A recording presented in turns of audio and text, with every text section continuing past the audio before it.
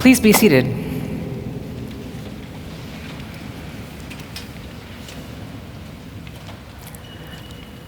Then two will be in the field, one will be taken, and one will be left. According to the newspapers this weekend, there was an attempted ICE raid on Canal Street yesterday, organized in the dark of a garage in Chinatown. Masked men gathered to remove our neighbors, the ones that sell those surprisingly inexpensive watches and handbags on the street to tourists. Notices went out in the community of people watching for ICE raids. They were watching for those large vehicles, exactly the kind that were pulling up to this garage, the kind that had been taking people off the street in the city. The story said New Yorkers gathered, hundreds of them, and contained the entryway to the garage, preventing ICE from leaving the site. The police came and kept the two parties apart with barriers. Neighbors informed neighbors that ICE was on the way. Then two women will be grinding meal together, the reading says. One will be taken, and one will be left. It feels very concrete this weekend. Keep awake. Be ready. When we usually read these end-of-time passages, we have a conversation about end times thinking among Christians. Will we be raptured? Do Episcopalians believe in that? Will my shoes remain on the cold ground while the rest of me is snatched up? Are we among the chosen? We almost always make that kind of meaning out of the passages in the Bible that just don't make any sense to us in their literal readings. Did people actually think they would be taken up into the sky instead of dying? It's not clear that they did.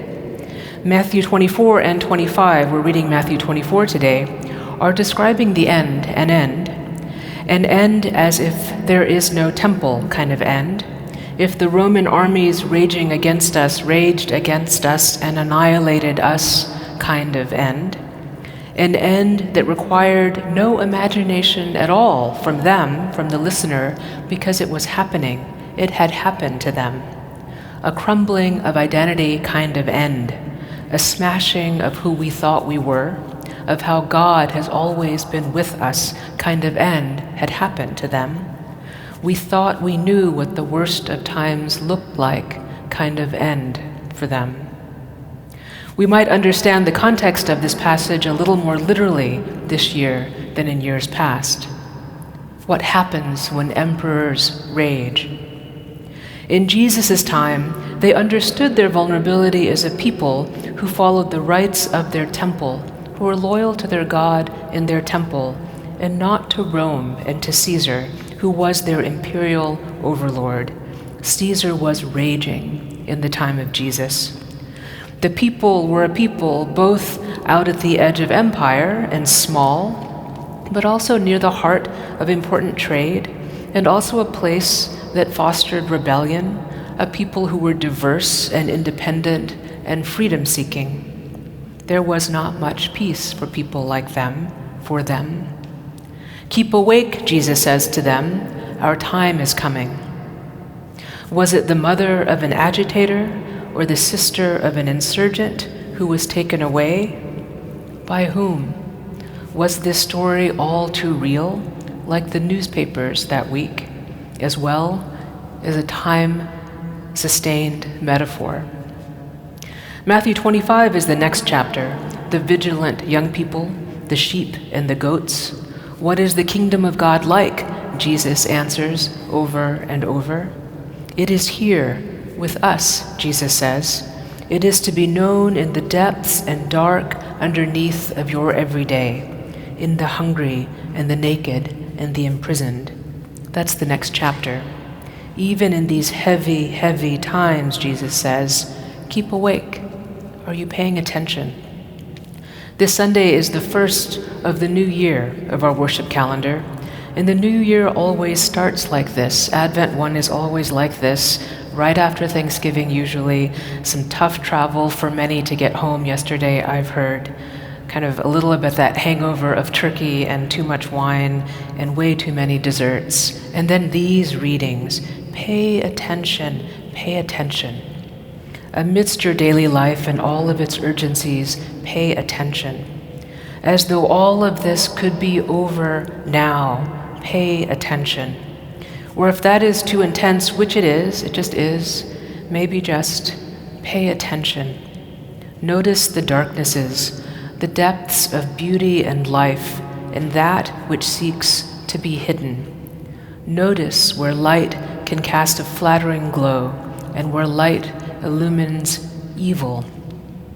In these dark Advent days, these days that hold more darkness than light, literally, for us on this part of the planet, in this time of the year, an artificially illuminated darkness here in this city, a deep starlit darkness not too far from here.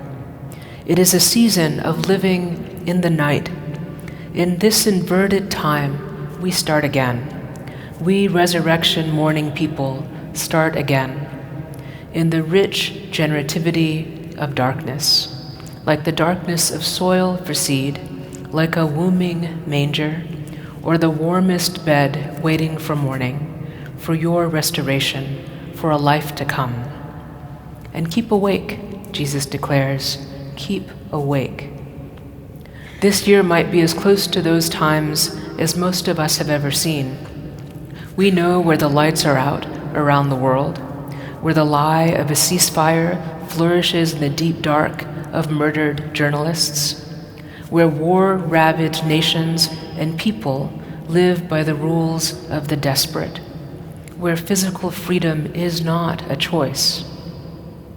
This Sunday, we are asked to name domestic violence awareness, the all-too common horror of home itself, not a place of peace, a place of violence, hidden in the shadow of a closed door, exacerbated by anything that keeps families in the shadows.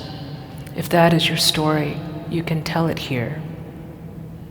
And tomorrow, December 1st, World AIDS Day, for the first time since 1988, will not be acknowledged by our government, pushing back into the shadows of cut funds worldwide for treatment and urgency for cure.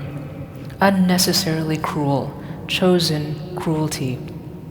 We live in a time that is actively creating hidden suffering, attempting to hide truths that we should bear together. We are made to bear together, separating us from one another by fear and secrets, like Jesus' time, and Jesus says, stay awake, pay attention. Like Canal Street, so many neighborhoods in our borders, people waiting for the night, for a little protection in these mean times. So let us notice the darkness together with courage, where darkness holds hope and beauty, and where it protects, where its distinctive luminance sets our cities aglow, uniquely for this time. I wonder if you prefer morning darkness or night darkness. Whichever you choose, we enter this darkness together. Ada Limon says it this way: the world says what we are becoming together.